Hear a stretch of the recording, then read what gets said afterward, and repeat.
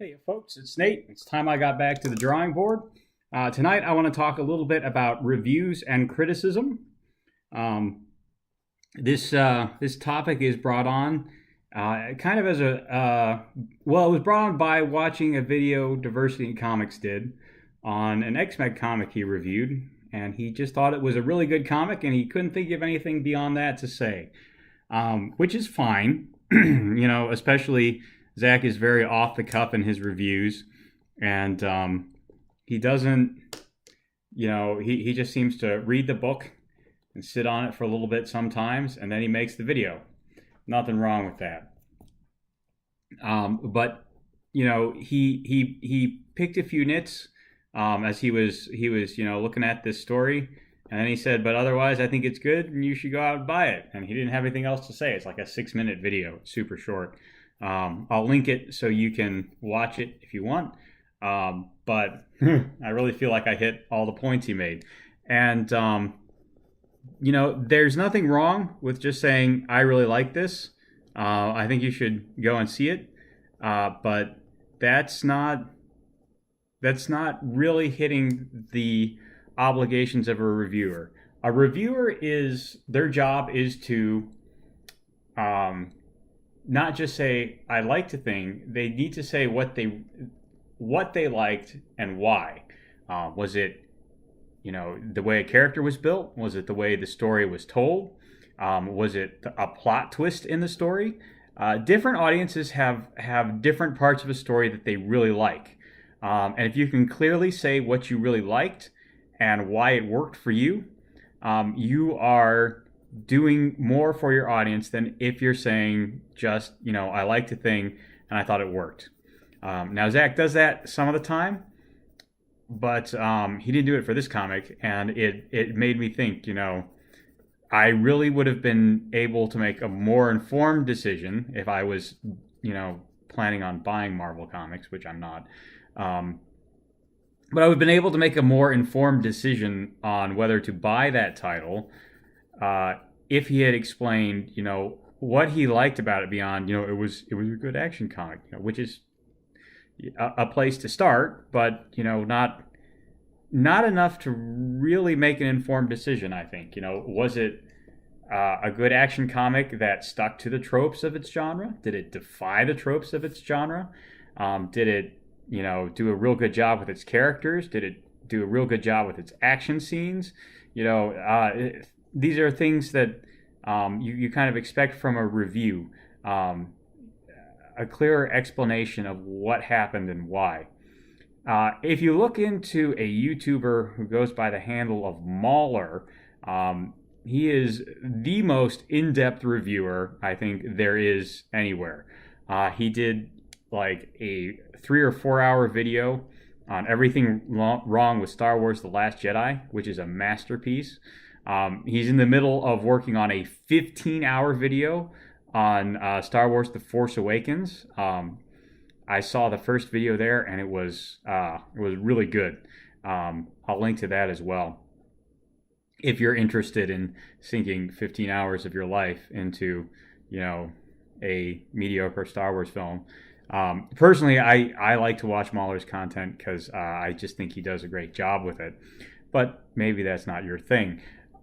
My point is, Mahler is an interesting and really great example of someone who shows what a story is trying to do, what he thinks a story is trying to do, and why it works or why it doesn't. He does so in excruciating detail. I like pedantry, you may not. So he may not be your cup of tea. There's nothing wrong with that. But when it comes to doing a review, if you're trying to get your audience to understand why your opinion on a story is one way or another, give us what you felt, and then give us examples that explain that.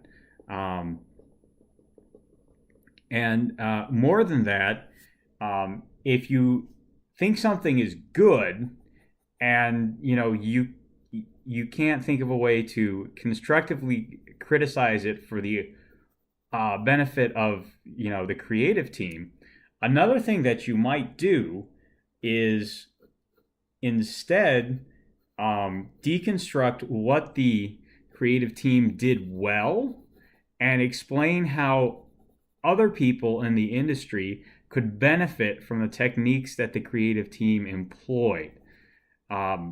So, if you're looking at something like, uh, let's say Casablanca, you're looking at the movie Casablanca, and you see that the scriptwriters used the song as time goes by to track the emotional relationship between Rick and Elsa, and show how circumstances changed, but the relationship was fundamentally unchanged.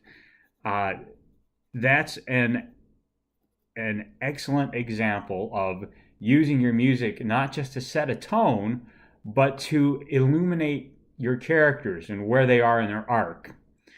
Um, and so, you could use that as part of your review of Casablanca, as why this is not one of the greatest movies of all time.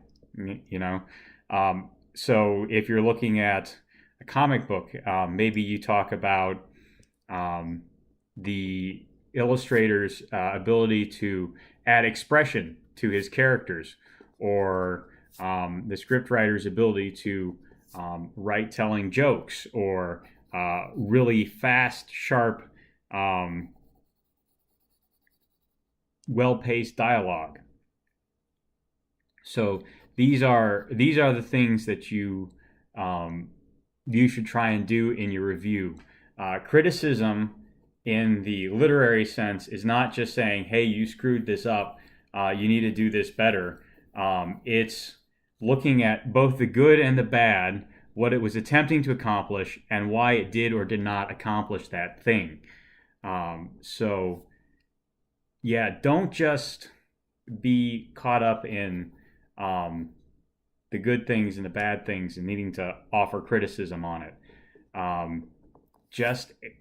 It's better to say what the creative team was doing and explain why it did or did not work for you, because that will give your audience more information to base their purchasing decisions on than just whether you thought it was good or bad. So just a few things to think about. I know that Comicsgate is a community that's largely built on the back of reviewing and criticism, and a lot of people talk about needing to be more positive at times, and being able to do that, breakdown of what went really well is one way you can add positivity to reviews and to criticism. So just some things to think about. There is a tendency to feel like if nothing went wrong, then you don't need to think about anything, and that's not true. If you did something really well, you need to pay attention to what was done really well. If you think someone else did something really well, you need to pay attention to how they did it and ask yourself, how can I do that too? Now, it doesn't mean you need to make a carbon copy, especially in storytelling and other creative endeavors. That's not going to get you anywhere. But knowing what they did well and trying to figure out how they did it is an important part of critique and analysis. And I know that Zach and some of the other reviewers like Mim Headroom and just some guy, they understand this because they do it from time to time. But I don't know if it just comes as an emotional reaction to seeing something that they liked happen, or if they're putting conscious thought into it. It seems, unfortunately, more like the former than the latter most of the time. And I would like to see more intentional thought put into things that were really well done, and more breaking down of those things and why they worked. So just some things to think about, and that's all I got for tonight. So there's a like button, a subscribe button down below. Use them as you see fit, and I'll talk to you later.